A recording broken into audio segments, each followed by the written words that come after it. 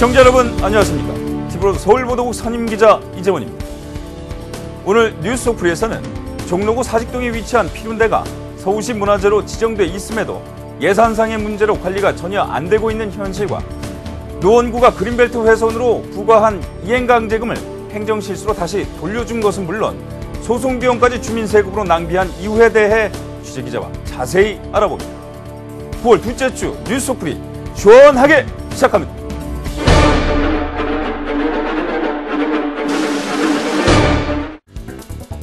종로구 사직동 배화여고 안에 위치한 서울시 문화재 피룬대가 예산 부족으로 관리 상태가 허술해 조치가 시급합니다. 바위 곳곳에 균열이 생겨 낙석이 생기는 등 문화재 관리는커녕 안전상의 문제도 드러내고 있습니다. 피룬대는 오성과 한음으로 잘 알려진 백사 이항복 선생의 생가터로 서울시 문화재 자료 9호로 지정돼 있습니다. 네, 스튜디오에 김대우 기자 나와 계십니다. 안녕하십니까? 안녕하십니까? 자, 이 피룬대가요, 우선 네네. 어떤 곳이고 어디에 있는 곳이고 상당히 좀 궁금합니다. 네네. 그래서 사실 좀 낯설거든요. 그렇죠. 피룬대하면. 네, 어떤 곳인가요? 잘 모르시는 분들이 많으실 텐데 이 피룬대는 이제 법정동으로는 서울시 종로구 피룬동, 그리고 이 행정동으로는 종로구 사직동에 위치해 있습니다. 그리고 이제 좀 더 자세히 말씀을 드리면은 배화여자대학교하고 배화여고가 이제 붙어 있거든요. 그 배화여고 뒤쪽에 조그만 이제 길이 있는데, 통로가 있는데 그 길을 따라서 쭉 들어가면은 뒤편의 안쪽에 이 피룬대 모습을 좀 확인을 할 수가 있습니다. 이 피룬대라는 게 경관이 상당히 아름다웠던 곳으로 유명하더라고요. 과거부터. 네, 그래서 이제 진경산수화의 대가인 겸재정선 선생의 작품에도 이 피룬대가 등장을 합니다. 그래요? 바로 이 피룬대라고 하는 작품인데요. 그리고 이제 겸재정선 선생의 작품을 이렇게 담아놓은 책을 보면은 이 책 제목이 이제 겸재의 한양진경인데, 이 피룬대가 경복궁 그리고 창덕궁 멀리까지는 이제 동대문까지 이제 보인다고 해서 상당히 전망이 좋은 곳이라고 이렇게 소개가 돼 있습니다. 특히 이 피룬대는 백사 이항복 선생의 집터로도 유명하거든요. 이 피룬대에 보면은 이 붉은색으로 한자가 쓰여져 있습니다. 필운대라고. 겸재정선 미술관 이서구 관장은 이 글씨를 이 백사 이항복 선생이 썼다, 이렇게 얘기를 하고 있습니다. 아까 저도 여기가 이제 어떤 예전 문헌이라든가 이런 게 자주 등장을 하고, 네. 그림의 어떤 주요 배경이 되기도 하고, 그렇죠. 그렇기 때문에 역사적 가치도 있고, 네네. 그럼에도 불구하고 또 이제 우리 백사 이항복 선생의 집터이기 때문에 더욱더 이제 역사적 가치가 높은 것 아니겠습니까? 네.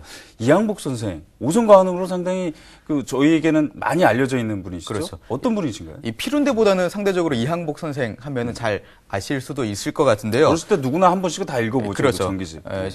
방금 말씀해주신 오성과 한음 설화의 주인공인 오성입니다. 바로 이 오성과 한음 설화 중에 한 가지 이제 얘기를 좀 하자면은 오성집에 있던 감나무 가지가 이제 길게 뻗어서 권율 장군의 집으로 이렇게 들어갔다고 해요. 그런데 이제 그 감을 권율 장군 집에서 이렇게 먹었겠죠.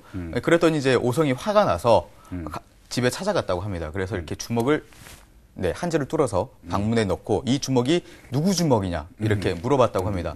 그만큼 이 우직하고 그리고 당차고 불의를 참지 못하는 그런 인물임을 시사하는 그런 설화인데, 이분의 업적이 임진왜란 때 굉장히 그렇죠. 시적을 쌓게 되죠.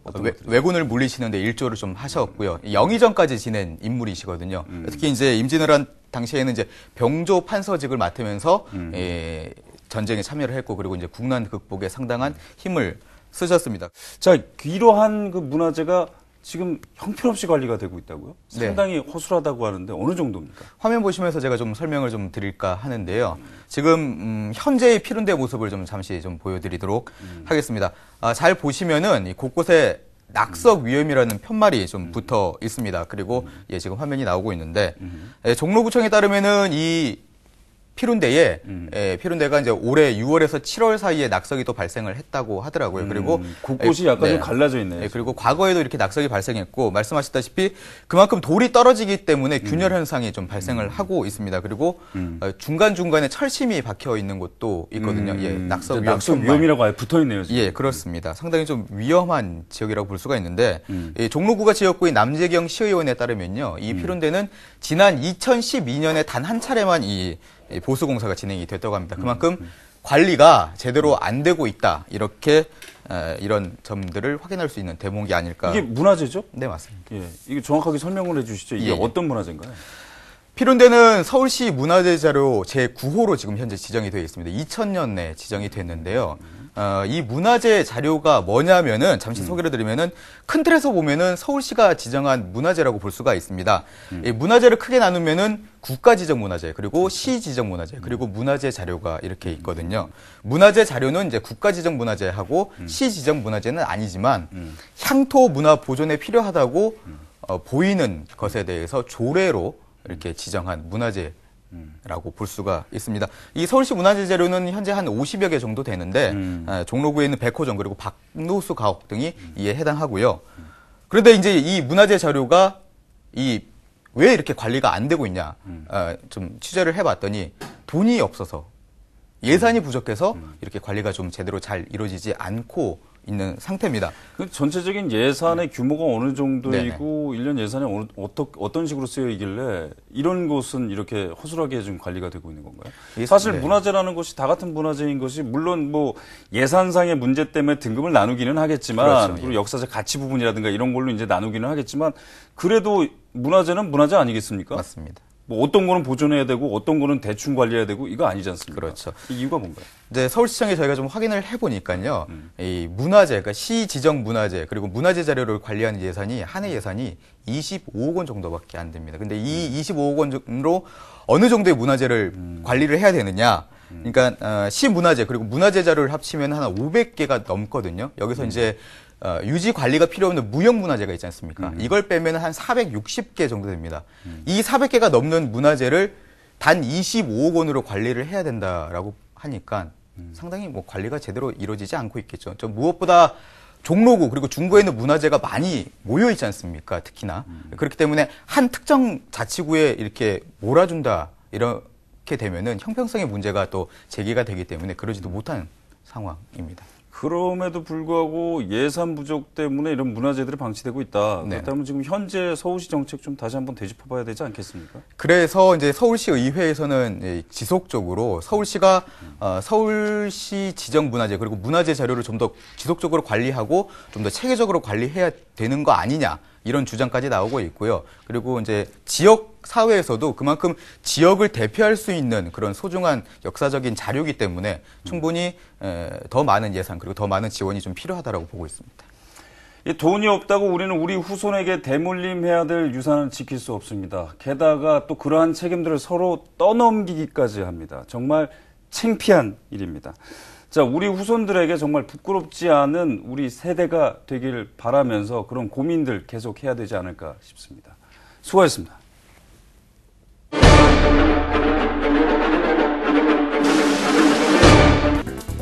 노원구가 어처구니 없는 행정실수로 혈세 6천만 원을 낭비해 비아냥거림을 받고 있습니다. 지난 2010년 불암산 그린벨트 지역에 무단 산림 훼손으로 이행 강제금을 부과했는데 토지주가 이에 반발해 소송에 들어갔습니다. 법원은 노원구가 이행 강제금 부과 통지서에 수신 확인을 안 했다며 토지주의 손을 들어줬고 노원구는 이행 강제금을 돌려주는 것은 물론 소송 비용까지 혈세로 부담했습니다. 네, 스튜디오에 신철 기자 나와 있습니다. 안녕하십니까? 네, 안녕하십니까? 자, 문제 이제 그린벨트 지역을 좀 살펴봤으면 좋겠는데 네. 여기가 지도상 어디 있는 곳인가요? 좀 네. 살펴볼까요? 자, 간단하게 좀 지도를 보면서 말씀을 좀 드리겠습니다. 이 노원구 공릉동의 이제 공릉산이라고 불리는 곳인데요. 크게 말하면 우리가 이제 불암산, 그 노원구의 큰 산이 이제 소락산과 불암산인데 그 중에서도 불암산 자락입니다. 자, 공릉동의 공릉산은 이제 지도에 보이실지 모르겠는데 이 한국전력공사 인재개발원에 인접해 있는 곳입니다. 우측에 있는 곳이 이제 서울여대 쪽이고요. 지금 이제 화면이 밝은 곳이 바로 이제 그 문제의 그린벨트입니다. 그 명칭상으로 원래 공릉산이라는 말은 없죠. 그냥 그 주민들이 부르는 말인데 네. 통칭. 그러니까 그 쪽에서는 이제 통상 이제 공릉산이라고 표현을 하고 우리는 이제 불암산이라고 얘기를 하는데 자, 저렇게 빨간색으로 테두리가 쳐 있는 곳, 저곳입니다. 한국전력공사 인재개발원으로 살짝 이제 땅이 이제 비집어 나왔고요. 저쪽 인재개발원 쪽에서 이 등산로를 따라 올라가면 바로 보입니다. 저기가 무슨 일이 벌어진 거예요, 저기에서? 그린벨트 저기 이제 잘 보면은 이제 계곡 쪽인데요. 계곡 자락인데요. 저쪽으로 올라가다 보면 나무가 없습니다.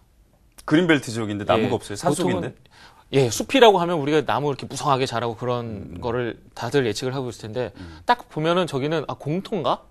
보통 이제 풀숲 나무를 벤 자리에는 풀이 자랐기 때문에 지금 화면에도 지금 나오고 있는데 풀이 자라기 때문에 그냥 공터 같은 느낌? 주변에는 나무가 많아요. 그 인근으로도. 지금 보이시는 것처럼 중간에 이제 창고도 있고요. 그 안에는 이동식 화장실도 있습니다. 폐자재들도 쌓아놨고요. 이건 좀 뭐 그린벨트라고 말하기가 좀 어려운 거죠. 그러니까 누군가가 이제 인위적으로 산림을 훼손했네요. 지금 보니까. 그렇죠. 좀 산림을 훼손했다는 느낌이 굉장히 강하죠. 우리 노원구청은 저 부근에 135그루의 나무를 땅 소유주가 베버렸다. 이렇게 지금 보고 있었고요. 실제로 그 정도 나무가 좀 될 것 같습니다. 그러니까 그린벨트, 저 나무가 없는 나무가 없는 곳과 그린벨트 통틀어서 한 7만 7천여 제곱미터 되는데. 그럼 그린벨트 지역에서 산림을 훼손했다는 것 자체가 불법이잖아요. 그렇죠. 나무를 훼손한 것도 불법이고 건물들 뭘 두는 것도 다 불법입니다. 지금 창고 자체가 이제 최근에 만들어진 것 같은데 최근 몇 년 사이에 만들어진 것 같은데 저거 자체도 불법 건축물이고요. 그렇죠. 이런 거에 대해서 자체가 불법인데 노원구청은 어떤 식으로 그러면 대처를 했습니까? 처음에는 그러니까 저게 상황이 벌어진 게 한 2010년도에 벌어진 2010년도에 그렇죠. 2010년 2월에서 3월 한 그러니까 5일 정도, 닷새 정도에 일어난 일이더라고요. 근데 저 때만 해도 따로 그런 벌금이나 이런 게 매겨지지 않았습니다. 그러다가 순식간에 일어난 일이니까. 그렇죠. 그래서 구의회에서 계속적으로 문제 제기를 하니까 2012년도에 처음으로 벌금을 매기는데 이행강제금입니다. 뭐냐면 저기 지금 평평해서 지금 숲이 무성해서 잘 안 보이는데 저 옆으로 배수로가 났습니다. 배수로가 났고 거기에 이제 물이 잘 빠지도록 그 배수구 시설도 좀 돼 있고요.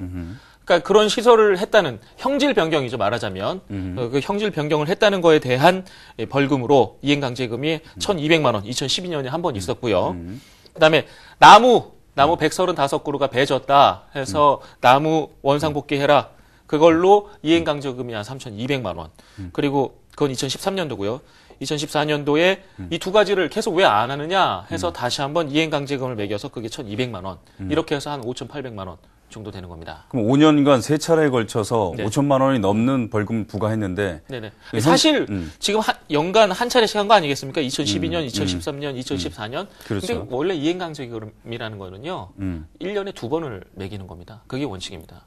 또 야구장 얘기도 나왔었죠. 그건 참 좀 독특한 얘기였어요. 설명 좀 해주시죠. 자, 이게 정말 황당한 게 2012년이면 아까 제가 말씀드렸듯이 벌금이 매겨져서 이행강제금이 매겨진 그 해예요.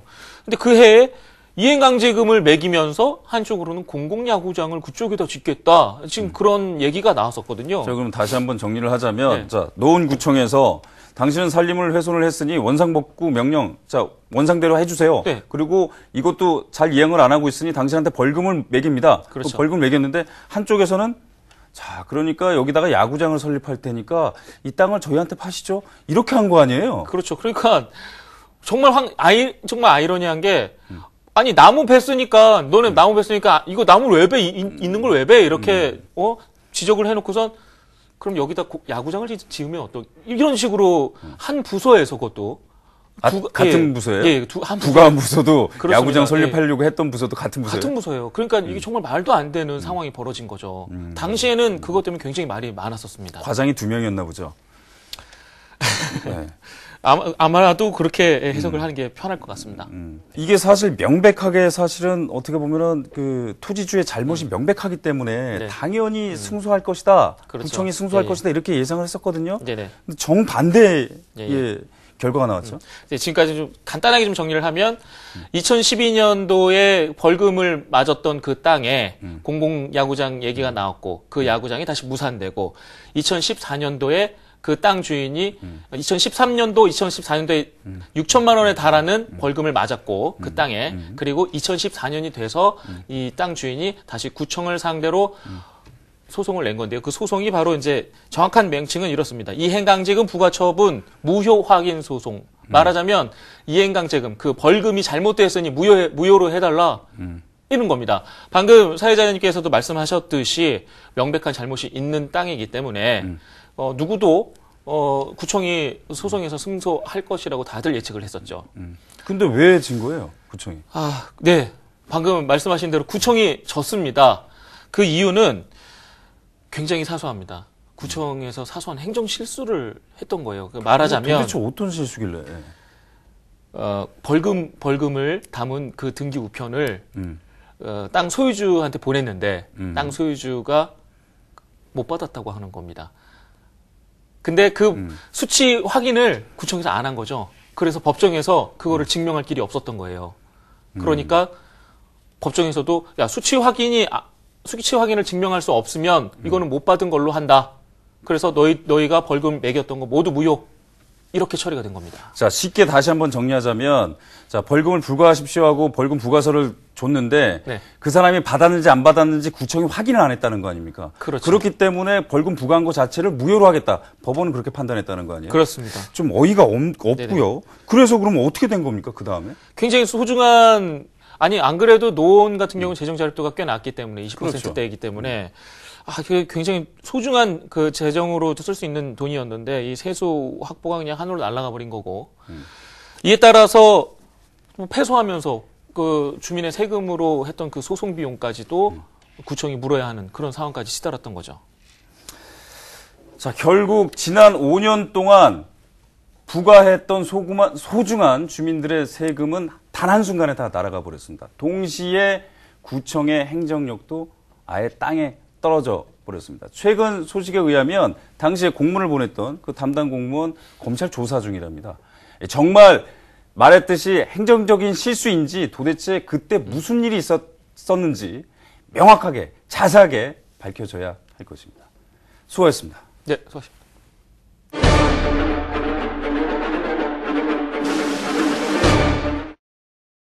이번 주 지역신문의 헤드라인을 살펴보는 지역 속풀이 시간입니다. 중구의 중구신문은 이면 좌상단에 남산으로 가는 숨은 길을 발굴해 역사문화거리로 탈바꿈한다는 내용을 기사로 실었습니다. 회원역에서 남산으로 올라가는 소파로와 소공로에 스토리텔링을 한다는 것인데요. 거리의 특성과 장애물 등을 고려해 이정표와 조형물, 관광 안내도 등 안내 시설물도 구간마다 설치해 새 단장한다는 계획입니다.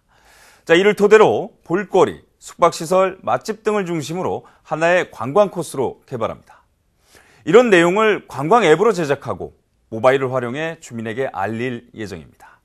여기에 인근 남대문 시장은 앞으로 3년간 65억 원이 투입되는 글로벌 명품 시장 사업으로 육성돼 남산 자락의 관광 자원으로 쓰일 예정입니다. 또 우리은행 본점 인근에 있는 은행나무를 모티브로 한 회원동 은행나무 축제도 관광객들을 유인한다는 구상입니다. 중구 회원동은 서울에서 가장 유동인구가 많은 서울역과 명동, 남대문 시장, 신세계백화점에 둘러싸여 있습니다. 자, 그러한 가운데 아이러니컬하게도 남산고도 제한에 묶여 30년 이상 노후된 주택과 근린생활시설이 밀집돼 있기 때문에 상대적으로 낙후돼 있는 것도 사실입니다. 게다가 보존해야 할 곳도 많습니다. 조선 후기에 실시된 대동법을 시행했던 선해청이 있던 곳이고 오송과 한음에 이덕형이 살던 집터가 있는 곳이기도 합니다. 서울 시내 활달한 상업지역과 역사적 명소가 이렇게 함께 공존하는 곳도 보기 드문데요. 중구의 이번 계획이 우리의 남산 자락을 더 알리고 보존할 수 있는 계기가 되길 기대해봅니다. 도봉구의 동북일보는 삼면 우상단에 방학 3동에서 새로 이사오는 전입세대를 대상으로 마을 걷기 프로그램을 운영한다는 내용을 실었습니다. 방학 3동의 역사 문화거리를 해설사와 함께 걸으며 동네에 대해 알고 이해한다는 취지입니다. 이번 프로그램은 오는 19일부터 매월 셋째 주 토요일에 운영됩니다. 발바닥 공원을 시작으로 김영수 문학관, 연산군묘를 지나 방학동 둘레길을 걷는다는 계획입니다. 이렇게 역사적 명소 외에도 도봉 여성센터, 항마을 다사랑센터, 숲속 도서관 등 주민 편의시설도 탐방길에 넣었습니다.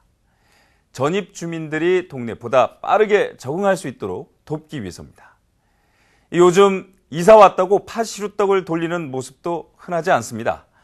아이의 손을 잡고 부부가 함께 앞으로 얼굴을 마주볼 이웃을 찾아가는 풍습은 참 보기 좋았는데 말이죠. 자, 시루떡을 돌리는 이유는 잡기를 몰아낸다는 미신에서 비롯된 것이지만 이웃 얼굴도 모르고 사는 요즘엔 정말 필요한 것인지도 모르겠습니다. 이웃을 우리는 이웃 사촌이라고 하죠. 예전엔 집성촌을 이루고 있어서였는지도 모르지만 그만큼 이웃은 가까운 사이라는 것을 뜻합니다. 아파트가 많은 요즘 이웃과는 웃는 것보다 다툴 일이 더 많습니다. 층간소음부터 주차 문제까지 우리 동네에 이사 오는 이웃을 위한 방학삼동의 배려가 어쩌면 우리 사회 전반에 필요한 생각의 전환이 아닐까 잠시 생각해 봤습니다. 동대문구의 동대문신문을 일면 톱으로 장안동 물류센터 건립에 주민들이 연일 반대 집회를 열고 있는 모습을 기사로 다뤘습니다.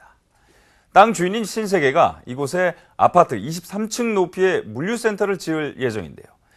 이곳은 원래 동부 화물터미널 부지로 2005년 신세계가 사들였습니다.